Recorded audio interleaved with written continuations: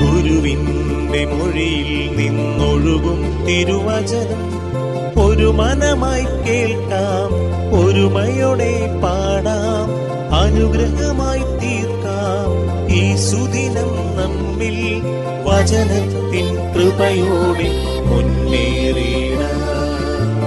വിശുദ്ധ മത്തായി അറിയിച്ച സുവിശേഷം 7-ാം അധ്യായം 20-ാം തിരുവാക്യം. ഈശോ അരുളി ചെയ്തു, അവരുടെ ഫലങ്ങളിൽ നിന്ന് നിങ്ങൾ അവരെ അറിയും. കാരുണ്യവാനും സ്നേഹനിധിയുമായ ഞങ്ങളുടെ നല്ല ദൈവമേ, ഈ ദിവസം ഞാൻ പ്രത്യേകം പ്രാർത്ഥിക്കുക ആത്മാക്കളെ വിവേചിച്ചറിയുവാനുള്ള അഭിഷേകത്തിന് വേണ്ടിയിട്ടാണ്.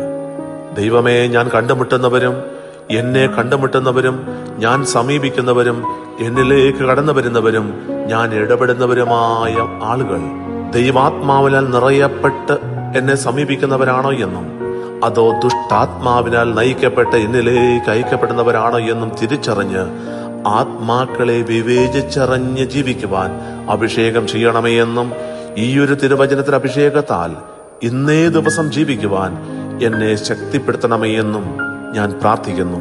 കർത്താവേ, ആത്മാവിന്റെ അഭിഷേകത്താൽ നിറയപ്പെട്ട് ഈ ദിവസം നയിക്കുവാൻ എന്നെ ചേർത്ത് പിടിച്ചനുഗ്രഹിക്കണമേ.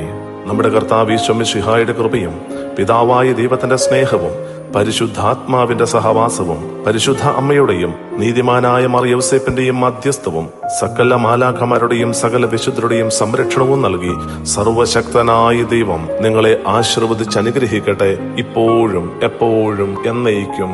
ആമേൻ. വചനത്തിൻ കൃപയോടെ മുന്നേറി